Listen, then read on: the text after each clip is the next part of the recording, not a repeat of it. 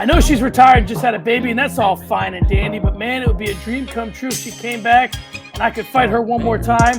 But don't get me twisted. I'm not trying to call out a brand new mama. This has to be something she wants too. And with that, welcome to the Stoppage, a show with the news of the day. Usually give it just some time, sometimes not enough. If this is your first time stopping by, we thank you, and get ready for something you won't find anywhere else. I'm John Franklin. I'm joined by the God, father of Fight Night Picks, Craig Allen. Craig, how are you? John Franklin, I'm well. If you see that, I'm looking like Bobby Valentine in the early 2000s. I'm just trying to play a character here. Listen, I'm excited about the holidays. I mean, what can I say? I've got the Bing Crosby Merry Christmas behind me. I've got Kenny and Dolly back there. I've got the Raptors Christmas uni going. I'm having a lot of fun. Listen, I took the week off. I grew with the facial hair, so it's goatee season. Now, John, I made a rookie mistake before coming on the show because I wasn't goatee Craig Allen, which never happens. Listen, if you're a fan of Fight Night Picks, you only get to see this on Early Stoppage, but I shaved the middle. Is that a goatee faux pas, or is that something you go with? I think it all depends. It all depends on what makes you feel most comfortable. Some people would say that the middle, which we call in the States a soul patch, when it is done independently of all other facial hair, it's a part of the goatee. It's not a part of the goatee. It depends. I don't know. Here's what I can't stand. I'm going to tell you where I draw the line. There's a lot of people that do this. Drives me nuts. Baseball players do this. This and none of this. Drives me. It is the number one most egregious facial hair foul that exists. There is some up there, just for the people wondering at home. There is some up there. Connects now. I figured why not? But Reed Johnson, you want an all-time soul patch guy? Toronto Blue Jay, Reed Johnson. You want an all-time, just chin scruff? Didn't Kyle Schwarber do that for a while? He did. He did. All right, we'll move on from the baseball talk, the basketball talk, the Christmas talk, and get into some MMA. I'm excited. On this episode of Early Stoppage, we talk Bones' address, Funky's plans, and Frank Mir's bank account. We begin, Craig, with Conor and Chael. Craig, we got the Chael reference out of the way early this week, as the bad guy and the notorious seem to be feuding. Chael called Conor a rich weirdo, to which Conor replied, calling Chael a poor weirdo. Chael then made a video saying in so many words, "I've been your biggest fan, and you don't want me as an enemy." So, Craig, I have two questions. One, is this feud on the level? And I don't want to start with the pro wrestling talk this early, but is it a shoot or is it a work? And two, who wins this one in the court of public opinion? Dear Slim, I wrote you, but you still ain't calling. I left my cell, my pager, and my home phone at the bottom. John, it's really weird. And the weirdest part is who wins? Because the person that wins out of this exchange is usually the less famous person. If we're going in terms of who's the most famous, highest paid superstar athlete, Chael Sonnen. And then Michael Bisping's somewhere there because he's got his own YouTube channel, kind of doing a Chael thing. I like it. You know what? Production values, Bisping's got it. It's better than mine. It's better than yours. It's better than Chael's. Bisping, look out for him. He's got like 225,000 subscribers, so he's doing something right. But to really answer this one, Chael wins out of this one. You know, it puts eyes on him in terms of what he's doing with Bellator. It puts eyes on him in terms of what he's doing with his YouTube channel. And for Conor, it is really weird. I mean, to answer it, feud to this level, who wins? Chael wins. In the court of public opinion, Chael still wins. I don't see how Conor McGregor wins in an exchange like this. If he was going back and forth with Khabib, if he was going back and forth with even Khamzat Chimaev right now, like I'm starting to grasp at straws here. I don't think Conor McGregor wins an argument against Chael Sonnen in any sense, no matter what he says on the internet. So, and I'm going to bring this around, so just get prepared. But I'm watching something on Hulu right now called The Curse of Von Dutch. And it's a pretty good documentary. Basically, it talks about how Von Dutch came about, how it went, why it went away so quickly. Conor McGregor is kind of like Ronda Rousey, and Ronda Rousey's like kind of like Von Dutch, where it was like super popular. Everybody was sort of clout chasing and tagging Ronda and Conor stuff to make themselves seem more relevant, taking pictures. That's what they were. And then all of a sudden, it wasn't cool to be a Ronda fan anymore. All of a sudden, it wasn't cool to wear a Von Dutch trucker hat anymore. I think that Chael has stood the test of time. So even though Chael kind of at one point or another, was hated by fans, and I will admit, when Chael was in his prime, I didn't get it. I wasn't necessarily a Chael fan. I'm a huge Chael fan now, but like when he fought Anderson both times, I rooted for Anderson. When he fought, I was never a Chael guy until I understood what he was doing. But even in the moment, even if I did understand what he was doing then, and I was what they call in the wrestling business a smart mark, even if I knew it, I still wouldn't have enjoyed it. It wasn't my cup of tea. So either way, I probably still wouldn't have been a fan. But again, Chael has stood the test of time. I don't know that Conor will. Conor is able to sort of swerve these things only because he has a fight pending, right? And I think that once he no longer has fights to promote and the whole aura of the fight that he's got coming up, some of this stuff may fall a little flat. My co-host Ariel Helwani, ladies and gentlemen, thank you for the pro wrestling talk, John Franklin. And listen, when we kind of bring it full circle and we talk about somebody who was the hotness at one point and is now kind of faded, but tried to bring it back, John, listen, the Bloody Elbow headline from friend of the show, Kristen King, reads as such.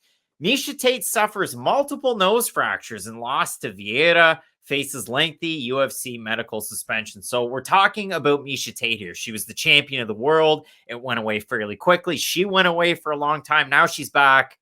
Now she's gone for about 6 months after her big shot at a possible title shot really blew up in her face against Ketlen Vieira last weekend. Possibly she's going to be away for 6 months. As I mentioned, she has to get clearance from an ear, nose, and throat doctor. So John, what's the play for Cupcake now? Because it seemed like title shot or bust from the start of this show last weekend. Now where are we going? Well, okay. So that's the question. Is the question that you're only in this if you can have a clean run to the belt, and if you can't have a clean run to the belt, it's, back to vice president of one? Or, listen, I can tell you one thing. Miesha Tate damn sure didn't sign up for multiple nose fractures. She thought, I might win some, I might lose some, I might get a title shot, I might not, but I don't think she was expecting to get busted up like that. But here we are. So the question is now, is the risk worth the reward? Now you're not just putting in jeopardy your legacy, you're putting in jeopardy your health. I think the play for Cupcake is an interesting one. I think it would all depend on how much you think the UFC would pay Ronda Rousey to fight Miesha Tate again. And if the UFC would give Ronda Rousey upwards of, if they would make it worth Ronda's, time and energy, which again, in the quote to begin the show, Ronda's a new mom. There's a lot of things that have to happen. But if you're Ronda and you want to sell a documentary to Netflix about a comeback, if you want to make a lot of money from the UFC, if you want to there's a way to market this where you make more money in coming back and fighting Miesha Tate than you would in the WWE or anywhere else. There's a way that you can really monetize this situation if you're Ronda Rousey. But the question becomes, is it worth it for you to fight in UFC? If there's a chance that you lose to Miesha Tate, can you swallow that? So the play for Cupcake is to fight Ronda. I just don't know if it's the play for Ronda. So UFC 268 did what? 700,000 pay-per-view buys? It was a respectable card. I enjoyed it. Right? I liked it. I liked it. Does a Ronda Rousey Miesha Tate card sell 500,000 as a co-main? Like, are we even kind of getting close to that? I think with the right dance partner, Ronda and Miesha breaks $1 million. Really? I think that if Ronda Rousey and Miesha Tate had co-main evented UFC 268, it would have broke $1 million. Yeah, I heavily disagree. And the reason why is I have the numbers. Without Ronda Rousey. I have the numbers on my end of what Miesha Tate, Ketlen Vieira did. I know the sentiment of the fans for Miesha Tate, Ketlen Vieira, and that was a bantamweight title eliminator, so to speak. I think the way Ketlen performed, yeah, it was good. It was technical. She was on her back foot, and she just kind of pawed a jab out there, threw a nice right hand. You get a fight against Jermaine Durandamy for doing that as a co-main of another fight night. Like, I didn't learn enough out of Ketlen, and I certainly didn't get enough out of Miesha. And now with a performance like that, breaking your nose, you're out for 6 months. my level of excitement here, I might look like a guy that's in need of a neck tattoo with this look that I'm sporting right now. I'm more excited about getting a neck tattoo than I am about watching Miesha Tate and Ronda Rousey. And we move on. Craig, ever since we've been doing this show in a serious way, I have been low-key trying to get you to come to Arizona. I have touted the weather. I've mentioned our proximity to Las Vegas, Los Angeles, and Mexico. The fact that we have all 4 major sports teams. Suns are on a 13-game winning streak, by the way. And we host Super Bowls. We'll be hosting one in 2023. But alas, have not yet found the carrot to get you and your wife out to Arizona. Well, Craig, I may well have the carrot now. The greatest fighter of all time is considering a move to Arizona.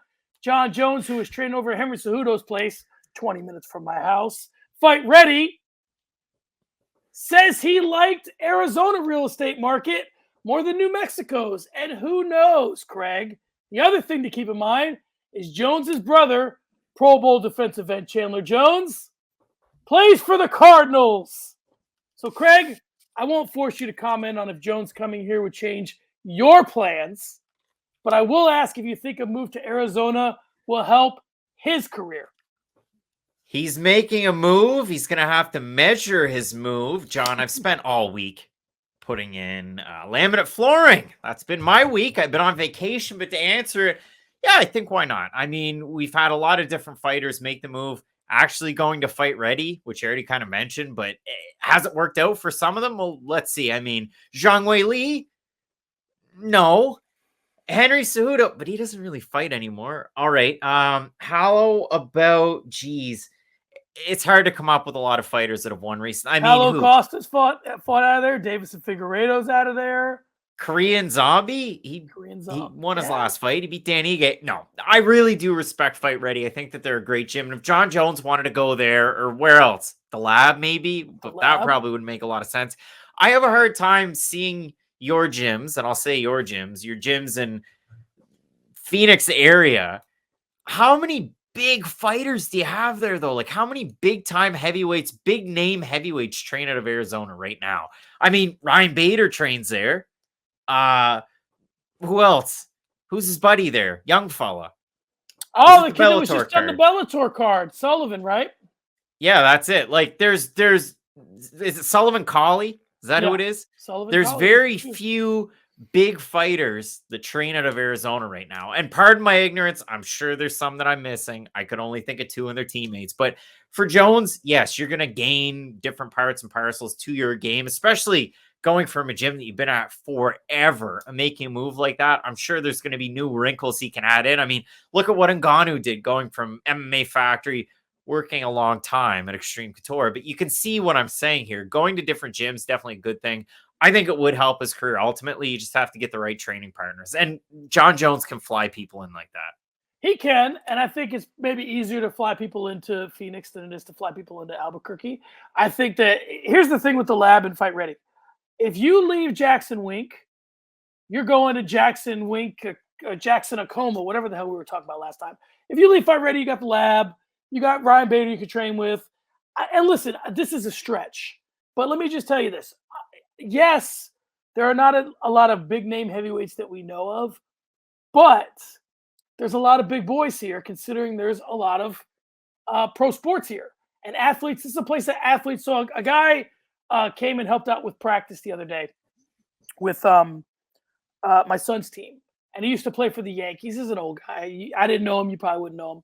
His name was Ken Johnson. Played for the Yankees 100 years ago. He said that the most retired MLB players live in this area. Now, so if the most retired MLB players live in this area, stands to reason maybe there's some NFL players here, maybe there's some basketball players here. I mean, there's athletes in the area, is my point. So if you just need bodies, there's athletes, right? You can get guys here. So I'm not saying that's the answer, but it's like you said, instead of, listen, not for nothing, if you're Jon Jones, maybe you come here and open your own gym. I mean, there's certainly an abundance of fighters here, more so than in Albuquerque, would be my point. Was it a Ken Johnson that only played in the minors? Was he like 72? He was 72. He had a cup of coffee in the bigs. That Ken Johnson. The other Ken Johnsons that played in the majors are dead right now, so you might have seen a ghost. Maybe. Maybe you did. All right, John. You know what? Let's move it forward. And this is one that really threw a wrench into our script before the show. Were you an Attitude Era guy or a WCW Monday Nitro guy? I was at the time I was Nitro. Really? Oh, you're a hipster. Okay, that's fine. Regardless of professional wrestling, MMA star Khamzat Chimaev moved to 24-0 in freestyle wrestling with an 8-0 score over UFC middleweight Jack Hermanson last weekend. Listen, he looked yoked. MMA Twitter exploded with excitement over non-Ben Askren or Jordan Burroughs wrestling match. And so here we are, and we're talking about it. So I ask you, John, with the spotlight on Khamzat again, does this deter possible UFC welterweights away from a fight with Khamzat, or does it add more intrigue? Listen, he was already the boogeyman. So, I mean, I don't know how much more. I don't know if you would be more deterred by him dominating Hermanson in a wrestling match or him just beating the shit out of everybody that he fights in a cage. I don't know which would deter you more. Either way, I don't see anybody rushing to fight this guy. Pardon the Russian. I just don't see it. I mean, he's a guy, and we'll talk about Sean O'Malley later, but he is just on the bullet train from debut. Seems like the title shot because he just keeps fighting so well. And it seems like it took Khabib a minute to get where he needed to get to. This kid could start calling out champions tomorrow if he wanted to, and he kind of has. I think that, yeah, I don't know that it doesn't make anybody want to fight him more, but I don't know if it makes anybody want to fight him less. I think it makes like a Leon Edwards kind of think twice about maybe taking a fight against him again. Maybe. Like that's the one guy where I looked at it and I went, yeah, Leon's a pretty good, like, remember when he fought Gunnar Nelson? He surprised me in that fight, and that was a while ago. But for Leon, I'm shaking on my shorts. Now, Gilbert Burns is the only guy that seems to be like calling his name out. Like, you don't hear Vicente Luque going, hey, I missed weight. I want to fight Khamzat now. It's only Gilbert Burns. So make that fight. And listen, if Gilbert wins, another rematch for Kamaru Usman. He gets to pad his record. Daniel Cormier gets to go on the broadcast on a fight night card that nobody's paying attention to and go, oh, Kamaru Usman, he's the greatest welterweight of all time. Daniel, what are you talking about? Stop. Dana White, said something before. Like, hey, you got to pepper in the fact that Kamaru's the best. Dana says it. It's ridiculous. Give me a break. The book's here somewhere. I don't know where it is, but George St. Pierre, it's actually on the floor. Ooh, should probably clean that up. But yeah, when I look at it, I think for Leon, a little bit more of a deterrent, but Gilbert Burns seems to really want that fight, and I'm all about it. I'm excited for that if it does actually happen. Here's the problem most fighters go with, which is that, it's a risk-reward situation.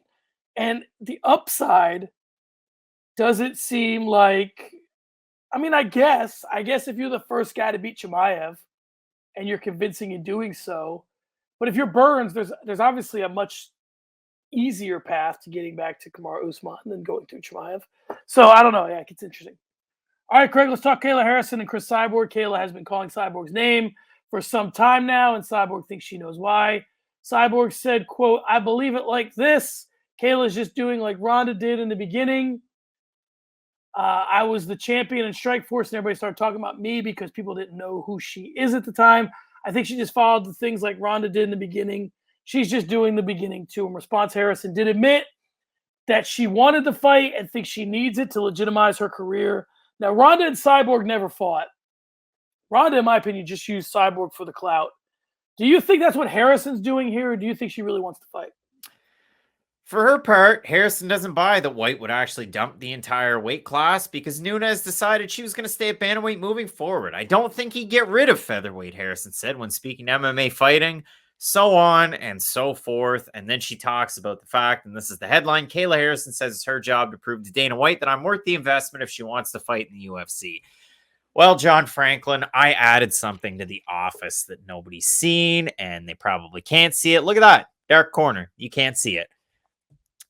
Point is, in that dark corner, there's a boogeyman known as No Time Volkan Oezdemir Anthony Smith. That post here, another office, so on and so forth. But John Franklin, I added a new bit of merchandise to the corner. Our friend Drake Riggs was at the fights then. He didn't get it for me. I got a 2021 PFL Championships poster. There is a smidge, a Kayla Harrison smidge on that poster. There's also a Julia Budd one. I don't know how she got her hands on a pen or a marker to sign that poster. Very strange. The reason I'm saying this, John, Kayla Harrison is the biggest picture on that poster. The biggest picture on that poster. She definitely was able to surpass expectations with the PFL. I think she's booked her shot with the UFC. Now, to answer your question, would I like to see the fight against Cyborg? Sure. Why not? Great stuff. But I kind of like dominant champions, and I'd be kind of cool with Kayla Harrison going to the UFC and just dusting everybody at featherweight and not even worrying about a Cyborg fight. I think, yes, a win over Cyborg, it builds legacy. What does Chris Cyborg have over everybody right now, John? She has a grand slam of titles, the 4 different ones: Invicta, UFC, Strikeforce, Bellator, and that's cool. Kayla Harrison, you beat Cyborg, you somehow capture all 4, you know. But for me, I'd be fine with her just going to the UFC and continuing to dominate. It gets tricky because it depends on how much you think that that Cyborg has left in the tank, and how much Bellator thinks Cyborg has left in the tank. Because if you're Harrison, the ideal situation is two or 3 fight contract with Bellator. You come in, you run through somebody, then you fight Cyborg, then you fight again. Because they're either going to want the rematch or they're going to want, you could cash a big check with Bellator if you're Harrison. The problem becomes, making Cyborg a foregone conclusion is never good for anything. I mean, she's going to be one of those people that until the day as long as she's willing to step in the cage, she's dangerous. In the same way Fedor is always dangerous and Anderson's always dangerous and whatever. So I just can't figure out if I think that if she goes to the UFC, they would put her in a holding pattern. So I don't know that they would book her immediately with Amanda because they wouldn't want it to look like Amanda. I think the UFC likes Amanda's legacy. So if I were advising Kayla Harrison, I would say go to Bellator, sign a huge contract, bust Cyborg's ass a couple times, and then make your way to the UFC. I have a quick question for you before you say what you're about to say. Who do you think she has a better chance of beating, Cyborg or Amanda? Cyborg. Well, there you go. On the ground. And which is tricky because Jermaine Durandamy tried to wrestle Amanda Nunes, but whatever. My question is, I mean, you look at the way that it's going.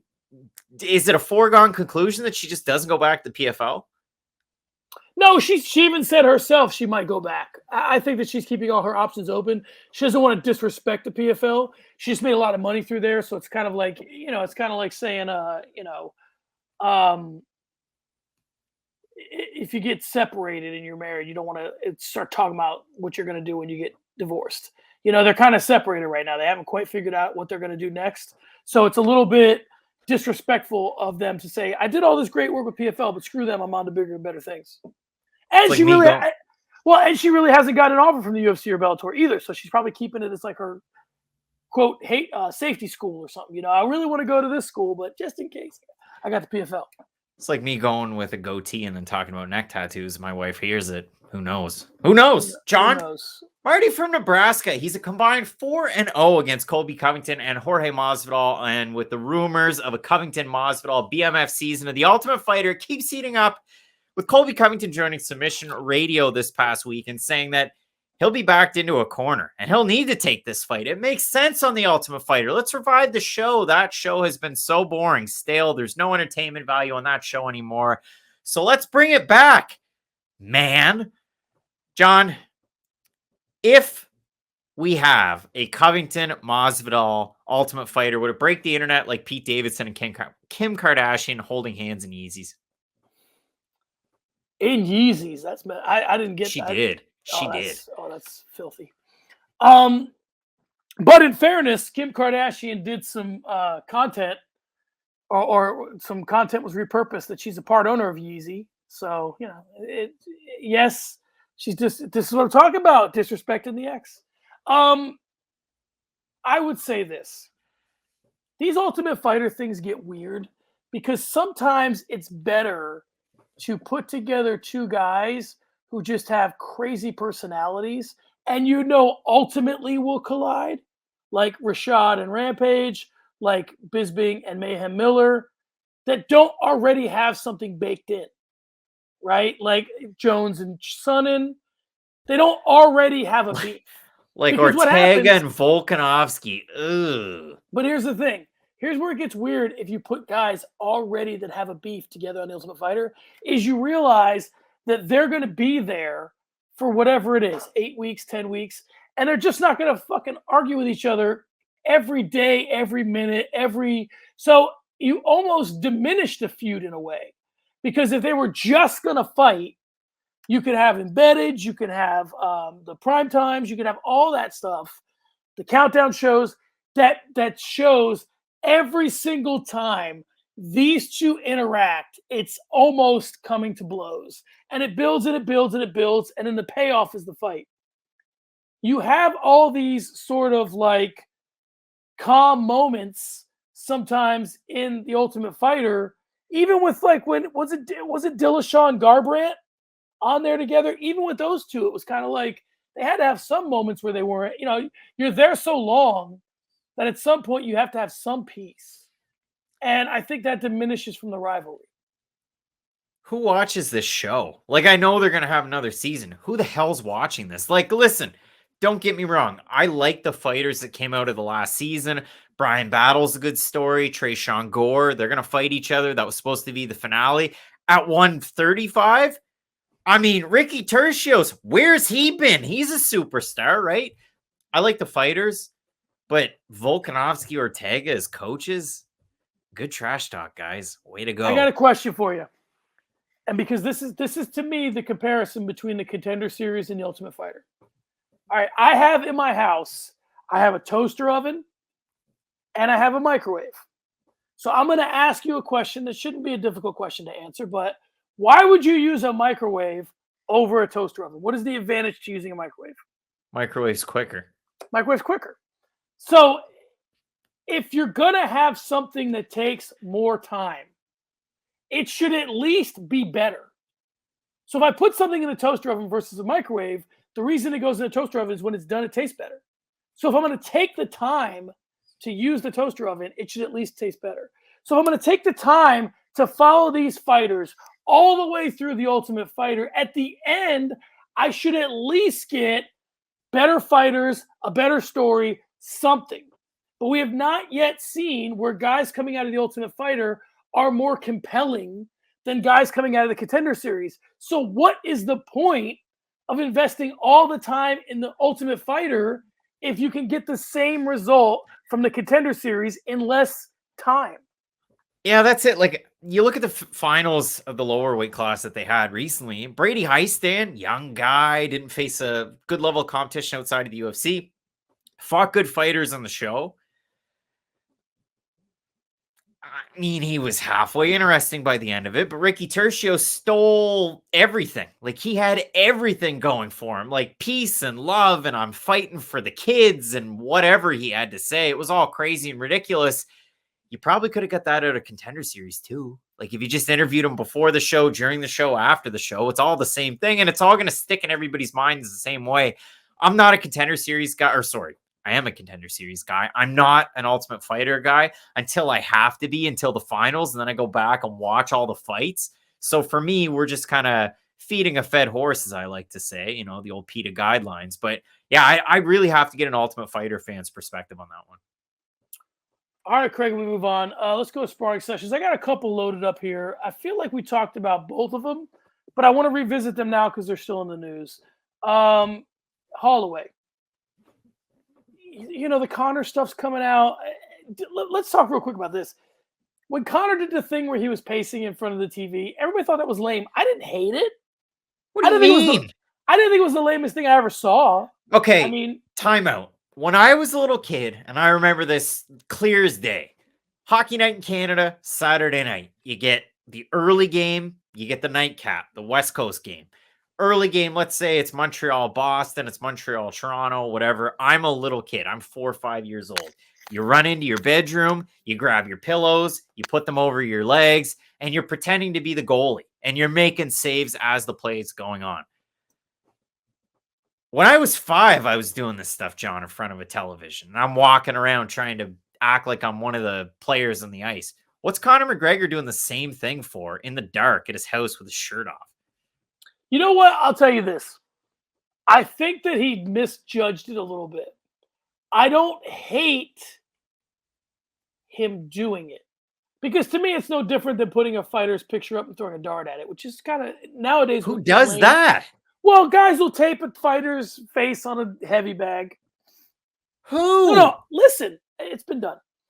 I think the play that Conor should have done was he could do what he did, but he should have made the thing that he was looking at so extravagant that the side story becomes that Conor McGregor has a 150-inch TV in his house or some shit like that. Like it's like this huge TV, and he's standing in front of that, so at least he gets the I'm rich clout to go with it, and it doesn't just seem like a guy who's staring at like a hotel room level. You're like, this guy's worth $1 billion damn near, or whatever he's worth, $500 million or whatever. And he's looking at this little ass TV in a dark ass room. He should have had the biggest entertainment center you've ever seen with his belts underneath. And in Holloway, you know, that it's one of those things that kind of maybe would be even more impressive as a picture. That should have been the social media. I just think, now listen, we're getting off track. The point is that, you know, there's talk about Volk 3. There's talk about Conor 2. Holloway looked impressive against Yair Rodriguez, as he always does. Did I say Holloway or Conor? No, you got it. Holloway looked impressive. What do you think's next for this kid? Secondary option for sparring sessions. What do you think's next for Carlo Esparza? They're talking Joanna, they're talking title shot. Joanna rematch. Do it. Volkanovski 3. Do it. The Conor fight's not going to happen. Conor's still out. He's away. His leg still recovering. He still has televisions to walk in front of and impress people on the internet like yourself, or like the diehards on the Twitter or the Reddit or wherever. But for Carlos Esparza, yeah, you're not going to get that title shot. Dana White's already been clear as mud about that one. So yeah, I think she has to fight Joanna. Okay, so sparring sessions seem a little uneventful, so I got one more for you. Jordan Burroughs says he wants a one-and-done fight in MMA, and if he never did it, he would feel like it's a career unrealized, or it would always be something that he wished he had done. What's the promotion, and who's the guy? LFA, somebody you've never heard of before. Not even Bellator, not even PFL. No, I mean, look, Alex Pereira. How exciting was he when he knocked out Andreas Mihailidis? He's one of Joe Rogan's favorite fighters. Where did he have to fight first? LFA. Yeah, I think it gets weird for Burroughs because, you know, we talk about this all the time, which is your name versus your game. And when you have a bigger name, then you have game. Now, listen, he's a world-class Olympian wrestler, so we don't really know what the game is. We know the name's big. So, like, if you're being booked based on your name, it's the UFC and it's the main card. If you're being booked as based on your game, it's the Bellator prelims, or it's PFL or whatever. Yeah, but I mean, look, and I'll look this up because it's my fault, but I didn't know there was going to be a third layer. I'm going to Google this. Are you looking for his weight class? Video, Bo Nickel improves to 2-0 with devastating one-punch knockout at Islands Fight 70. So, I mean, listen, Bo Nickel, he's as impressive as a wrestler in terms of popularity on the internet recently as a Jordan Burroughs. He's in that same stratosphere of recognizability on the internet, I should say. He's fighting with Island Fights, the same promotion that's booked. Didn't their promoter have a fight with them? Yeah. And Chase Sherman guest stars there sometimes when he's not in the UFC. Island Fights. They are actually pretty good fights. I disagree. I think Jordan Burroughs is a bigger star than Bo Nickel. But we can argue that another day. Craig, we move on. Let's talk about, let's go with the featured segment. Another 5, 4, 3, 2, 1. I got a couple of for you. I don't know what I didn't have a 1. We'll figure out the 1 together. Something will come to me. All right, let's start with 5. 5 guys you have bet the house are going to be champions in 5 years. They can be current champions. They can be current champions. Yeah. At heavyweight, Francis Ngannou is still going to be a champion. At bantamweight in Bellator, Sergio Pettis is still going to be a champion. Yaroslav Amosov is still going to be a champion with Bellator. So there's 3. Let's go Brandon Moreno 4, even though flyweight's loaded. And you want 5? We're going to go with a totally different one. Ian Gary is going to get that opportunity in the UFC. He's going to be a champion. I think Usman retires. Ian Gary's time's now. We move on to 4. Listen, I want to be very specific with the way I'm asking this question. When you answer it, you can say the weight class and the promotion, okay? Or you can just say they're all in the UFC. 4 most important divisions in MMA. Light heavyweight in Bellator. See what I did there? Bantamweight in the UFC. Featherweight in the UFC. Welterweight in the UFC. 3 most important gyms in MMA. American Top Team, Sanford MMA, Nova Uniao. All right. You have to get into a fight tomorrow. 2 guys you want in your corner. Can I tag them in or? No, they're just advising you. It doesn't have to be fighters. Jason Perillo and Fabrizio Verdum. That's not bad. One question you would ask Dana White if you had to be honest. Why do you have that painting of the guy and the girlfriend in your office? Because it made me uncomfortable listening to you explain it. And we move on, Craig, to For the Gram. Let's hit the socials. Craig, this week things got interesting between Ben Askren and Nate Diaz when Askren said that he would want to be the last fight of Nate's UFC contract. On Twitter, Nate seems largely uninterested. Yeah, Jake Paul, kinds of people got involved in this, which leads me to the question, why the hell would Nate Diaz be interested in a fight with Ben Askren, Craig? Because he watched the highlights of Masvidal knocking him out and Damian Maia beating him in Singapore. I don't know. I mean, it seems like, hey, if Jake Paul won, and that was a big kind of way to springboard him into popularity, maybe Nate could do it too. I really don't know why Nate Diaz would want to fight Ben Askren at anything. It's not like the UFC is never going to bring him back, so why would they even talk about it? There's no upside for Nate. There's no upside. You end up losing to the guy that lost to Jake Paul, potentially. And Askren's correct in this respect. He said, in a MMA fight, I think he said something like he's still great or he still dominates or whatever. I don't know if I agree with that. But he's certainly a better MMA fighter than he is a boxer. So if Nate was going to fight Ben Askren at all, it would be in boxing. So, there's no upside. All right, let's talk Till Strickland. Craig, I can't make heads or tails of this Sean Strickland. He seems like a jobber who's trying to make big boy moves. Is he legit or is he trying to talk himself into opportunities he doesn't deserve?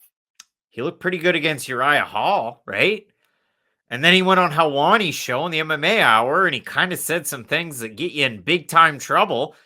Some things that usually get said when the cameras are off. Right. Some things that, you just don't say. And so there was that buzz, and then it went away, and then it's come back again. I really don't know what to make of.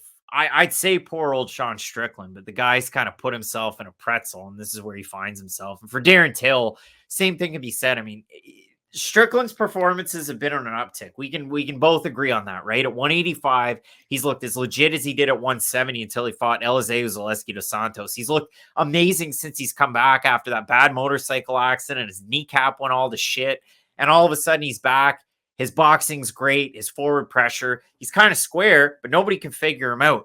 For Till, huge downswing right now, right? Like, this is a guy, UFC 227, Tyron Woodley, flying high, future champ. And then he didn't win that fight. Masvidal knocks him out. It's been misstep after misstep for Darren Till for the last, 3 years? Yeah. So for Till, he said he was open to, and it seemed like maybe he'd end up training with Khamzat Chimaev. I think that's good for him. But to answer the question, I think Strickland's legit, but I think his mouth is writing checks that are weird. They're just weird. They might get bounced. They might not. I don't know. They've just been weird. Till's this guy, man, who's really in a unique position because he still has value to the UFC because he has a name. But guys like Strickland, I mean, if these two guys fought, who's the betting favorite? Got to be Strickland, right? I think so, yeah. Yeah. All right, Craig, we move on to posting to the book. Frank Mir will get his highest paycheck of his career in Triller Triad. Should that concern us? No, it shouldn't. And I mean, if you think about it, Frank Mir had a competitive fight in that boxing fight that he had with Triller, right? Like it was halfway competitive. So good for him. He's fighting Kubrat Pulev, who's fought who? Anthony Joshua. Lost that fight. He fought a Klitschko. Lost that fight. Have you looked at this card? I haven't. Do you timeout? So I will say this. It's from the Globe Life Field in Arlington, Texas. After the fights, a Metallica concert. So I can get into that. I saw Metallica live 10 years ago. So I'm 27 now. I was 17, went to see Metallica. Second best concert I ever went to see. John, what's the first one? Rush. Rush was the best concert I ever went to. And the Trailer Park Boys came out on stage. But Frank Mir, Kubrat Pulev, 9 rounds. Have you looked the card up yet? Have we given you enough time? I'm looking at it. Okay. Alexander Flores fighting Matt Mitrione in the co-main event. Keep your mouth guard in, Matt. Not excited about that fight. Michael Seals is going to fight Mike Perry in a special fight at 175. No interest in that. Brian Vera fighting Derek Campos. I like Derek Campos. You like Derek Campos. Former longtime Bellator fighter, Derek Campos. Always around the top. Albert Tumanov, who's called out everyone and their brother over on the internet. A winning fighter with the UFC. He's fought a who's who. John, he's fought Leon Edwards, Albert Tumanov. I might be wrong, but I'm pretty sure I'm right on that one. Fighting Scott Sigmund. Jacob Thrall fighting Harry Gigliotti. John, are you excited about this card? I'm not. And there's some of these cards where I'm like, you know what? I get that it's a circus, but I'll buy the popcorn and look and watch the clowns. But this one, I don't. It's too much. Gunnar Nelson, Leon Edwards has wins over Lorenz Larkin, Alan Joban, Nico Masuke, Matt Dwyer, Anthony Lapsley, and a loss to Ildemar Alcantara in the debut. He's won 1, 2, 3, 4, 5 fights with ACB, ACA, and now he's fighting Triller Triad Combat. That is Albert Tumanov. Do you think that when the 30 for 30 is done, or whatever they call it, you know, the Hulu documentary, the Netflix doc, whatever it is done on Triller, that there will be like some shady dealings here? Or do you think that they're just like, they're treating this as like a one-off each time, and they're like, okay, these are the fighters we got, this is how much money we expect to get in, this is why we can pay Frank Mir? Or do you think they're like over their skis? No, I mean, look, I thought BKFC was going to be done after they had Artem Lobov, Paulie Malignaggi, and they're still kicking. So I think it's just they are trying to push the envelope every time. It's interesting. It's neat. They're in a little bit of trouble on that Triller Triad thing, like the Triad Triangle Ring. I saw that. BYB, not happy about it. So we talked about that in our last show. We'll see how that one plays out. But yeah, as far as this card's concerned, I'm not interested at all, other than the conversation we've had so far. Yeah, sometimes I get concerned when I hear promotions, fighters coming out saying this is the most I've ever been paid, because it makes me think that the promotion that's paying them isn't self-aware enough to understand that we could give Frank Mir for a lot less than we're paying. Like if you're paying him the most he's ever been paid, he's not the best he's ever been. So why is he commanding top dollar, or why do you need him so desperately that you follow me? Like, no, here's the question that I have. And I really do want a response out of this. Let's look at the other fights that Triller's had, right? Vitor Belfort fought Evander Holyfield. Who gets excited about that? Guys your age. I mean, no offense. I'm a goateed man, but guys your age, right? Seriously, guys your age. That's fine. Yeah, but what demo were they going after when they had Ben Askren fighting friggin' Jake Paul, or when they had like, see where I'm going with this? Like they're going after both demos. They're going after but you can't. You can't do that. Does the UFC do that? Because they can. Like MMA, they can do that. Boxing, they can kind of do that. This, what, like, I thought Triller was supposed to be some type of social media app that I've never heard of before. What guy your age is going on this Triller app that I've never seen in my life that I don't even know enough to talk about? Yeah, I get that. I think for me, listen, the UFC certainly puts old, potentially washed up fighters against young lions. They just don't. They don't. It's not as obvious, right? It's understood that the guys that fight in Triller are washed up to some extent, but it's kind of like a not a handicap match, but it's like the fights are with a caveat, right? It's like saying, could you beat Michael Jordan? No. But could you beat a 60-year-old Michael Jordan if you're the best N1 basketball player? Yeah, now you can promote that because this guy's not quite NBA level and this guy's old. So I think that's what they're trying to do is they're trying to say, yeah, this guy's a celebrity who's taking boxing kind of seriously and this other guy's washed up. So now it makes for a good fight. So at their best, it doesn't make for a good fight, but now maybe it does. So I'm with you.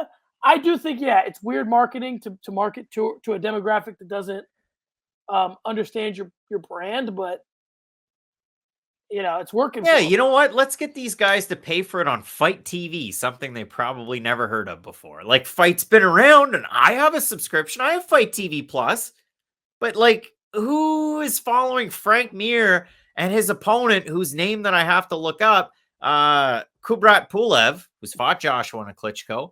Like, see, I don't understand. Maybe I'd buy this to watch the Metallica. Yeah. Like, I do like Metallica a lot. I think that sometimes with these Triller cards, it's like the old fishing thing. If you cast enough lines, something's bound to bite. I think they're just casting so many lines and throwing so many nets out that when you pull them all in, you're like, we got 6 crabs. Well, you threw out 30 nets and you got 6 crabs. It's not like you threw out 3 nets. You threw out 30. Anyway, we move on to start the conversation. Craig, Sean O'Malley's been calling out Adrian Yanez.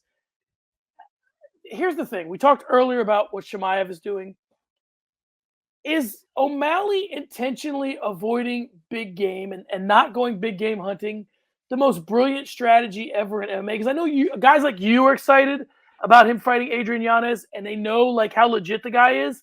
But isn't the whole point of this to fight the biggest name that's the worst fighter? I mean, isn't that why you do this? Isn't that what he was trying to do with Chito Vera? You fight a big guy who you think you can beat? Is this thing on? Yeah. Yeah. Have you looked at Sean O'Malley's Tapology page, though? Because he's got a fight at UFC 269 against Raulian Paiva. Why are you talking about Adrian Yanez, man? Get his name out your mouth. You got to fight against Raulian Paiva. The last time Sean O'Malley decided to do something like this, and listen, he does it pretty much every fight, but remember when he fought Chito Vera? And he kind of talked a big game, and then he lost to Chito Vera. And listen, did the leg give out? Maybe it did, but he still lost the fight. Then he beats Almeida, and he looked really good in that fight. And then he beat Chris Moutinho, who was 9-4 at the time. And it was too much too soon for Chris on short notice because it was originally supposed to be Luis Smolka. So for me, if Sean O'Malley's talking about, potential fight against Adrian Yanez, I'm excited about that. It's Crazy Hair versus Dr. Pepper. It's Texas versus Arizona at this point, I guess. Like, you guys could hang out. Have you thought about that? I have. That's all I think about. Sean O'Malley, Tim Welch, John Franklin. Where are you going to eat and what are you ordering? Oh man, where are those guys? Those guys are probably going to go to some like vegetarian place, and I'm probably going to have to get something with a lot of black beans in it to make me feel like I'm eating meat. So I figured you'd say like Chipotle, which is close. We're going to go to the Keg. Hey, the Keg. You know what's funny? Did a little research because I took my son. We went to Desert Ridge, which is a shopping area, 15 minutes from here. That's where the Keg is. So whenever Craig Allen decides to come to Phoenix, there's a Keg that's close. But you don't like the Keg, which is the mind-blowing thing of you bringing it up in our podcast, which is you reference it as a place that you go, that people go, not you, but that one goes to eat well, and yet you don't like it. People go there, but listen, if people want recommendations about Fredericton, and my wife's gonna laugh in the room over, and if anybody's listening to this, it's ever been Brewbakers and Isaac's Way. I love the local spots, John Franklin. You got to go to the nice local spots. They might cost a little bit more. It might be similar food to the Keg, but it's going to be better. And they cooked it. It's not like frozen to your plate. And we move on to Finish Strong. Craig, what do you got in Finish Strong? Dan Hooker's moving down to 145. What are you feeling of? Like, do you like that? I just think that there's just too many all due respect to Dan Hooker, he's a stud. There's just too many killers at 55. I mean, not that there aren't at 45, but there are some absolute all-time monsters at 55. You know, it might be a fun featured segment next week. We go through each. I think we've done this before, but it'd be fun to update it. We go through each division to see how many Hall of Famers they have in it. I bet lightweight has the most, and guys that you can make a Hall of Fame case for. So yeah, he might have a little bit more luck at 45. My finish strong is, and this could be a much longer segment if we draw this out, but let's just do heavyweight. Stipe Miocic said this week that he should have been involved either in the interim fight or the this or that. He wants Jones. He wants Ngannou. Do you think the UFC is wasting Stipe Miocic's prime? Do you think Stipe is wasting his prime? What do you think? Do you think his legacy is already set and he's already a Hall of Famer, so everything now is gravy and he's just trying to like set up his retirement? Where do you think Stipe Miocic is at in his career? Because he goes away for a while and we kind of forget about him. And he comes back, looks great, and we're kind of reminded of his greatness. He wins and he wins and he wins, and then he's the greatest heavyweight of all time. And then he loses and he wins, and he's the greatest. And then eventually he beats DC again, and he's the greatest. And then he loses to Francis. He's not so great anymore. And listen, again, the minor league baseball, look at that bobblehead that I have of Stipe Miocic that sits in the office, dictates to me that, listen, if a minor league baseball team can get up for this guy, then the UFC should too. And listen, is he still in his prime? He's not a young man, John.